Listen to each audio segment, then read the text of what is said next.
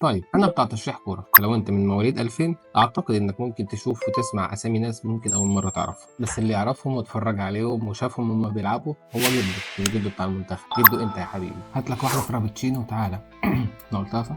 الأسطورة الأولى هو بيليه، ويستحق يكون الأسطورة الأولى لأن هو فعلا بابا المجال. بيليه الجوهرة السوداء. بيليه حضرتك لما نتكلم عنه يعني نقول 3 كأس عالم، 7 كرة ذهبية، 1279 هدف في 1363 مباراة، بس سجل 127 هدف في سنة واحدة. بيليه فاز بأول كأس عالم ليه أصلا وهو عنده 16 سنة. أول ماتش لعبه وهو عنده 16 سنة جاب هاتريك، تاني ماتش لعبه وهو عنده 16 سنة جاب سوبر هاتريك. للمفارقة التاريخية أحب أقول لك إن بيليه لعب ضد الأهلي مع فريق سانتوس البرازيلي، وفريق سانتوس البرازيلي فاز على الأهلي في الماتش ده 5-0. الماتش ده كان سنة 75، وبرضه بيليه في الماتش ده جاب هاتريك. خد شوط بيليه، حلوه جول بيليه. بيليه هو هيشوط بقى من 40 ياردة.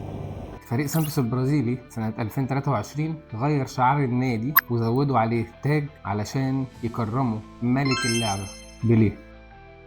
الأسطورة التانية دييجو أرماندو مارادونا، شخصية مثيرة للجدل لحد دلوقتي، الله يرحمه يعني. جاب كأس العالم للأرجنتين سنة 86، ودي اللعنة اللي فضلت مطاردة ميسي لحد ما رجع كأس العالم للأرجنتين في مونديال قطر. أول مباراة مسجلة لعبها كان عنده 15 سنة بس، وهو برضه هداف نابولي التاريخي، لدرجة إنه بعد ما توفى نادي نابولي كتبوا الملعب باسمه تكريم ليه. مارادونا في مسيرته سجل 344 هدف في 730 ماتش لعبه. من أشهر أهدافه هدفه في إنجلترا اللي حطه بإيديه. Entre tres siempre Diego, genial, genial, genial. Tocó para Valdano, entró Maradona, tocó el coche, gol, gol.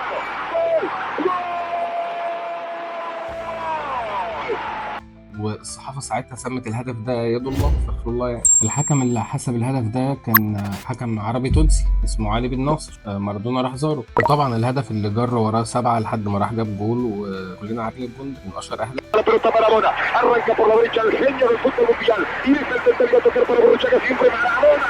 Genio, genio, genio, ta, ta, ta, ta, ta, ta, ta. لكن الغريب هنا ان مارادونا ما عندوش ولا كرة ذهبية، وخد واحدة بس شرفية سنة 95. والسبب غريب، ان في وقت مارادونا كانوا بيدوا الكرة الذهبية للاعب الاوروبي بس، واعتقد ان العنصرة دي لسه موجودة لحد دلوقتي، وكلنا شايفين ايه اللي بيحصل مع محمد صلاح. الأسطورة الثالثة جورج بيست، أسطورة مانشستر يونايتد من أيرلندا الشمالية. فهو ما عندوش إنجازات في كأس العالم، بس ده ما يمنعش إن هو كان الأفضل في جيله. جورج بيست كان البيست، كان ملقب بخمس البليدز، وده ليه؟ لأنه كان قشاش.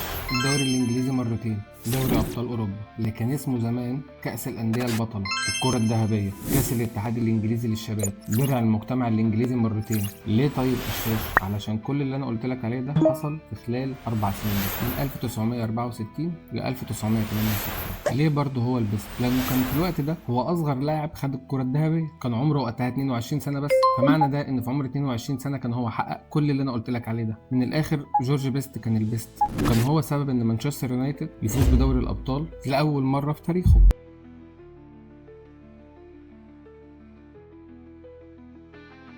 جورج بيست لعب 779 مباراة، فيهم 253 هدف و8 ألقاب في مسيرته. الأسطورة الرابعة، لو أنت برشلوني وبتحب التيكي تاكا فالراجل ده اللي اخترعها، يوهان كرويف. وصل بمنتخب هولندا في كأس العالم 74 للنهائي بأسلوب الكرة الشاملة اللي هي التيكي تاكا. وقتها هم خسروا قدام ألمانيا الغربية 2-1، لكن يوهان كرويف خد أحسن لاعب في كأس العالم 74. أول موسم ليه مع برشلونة كسبوا الدوري الأسباني. من أشهر أهدافه الهدف الطائف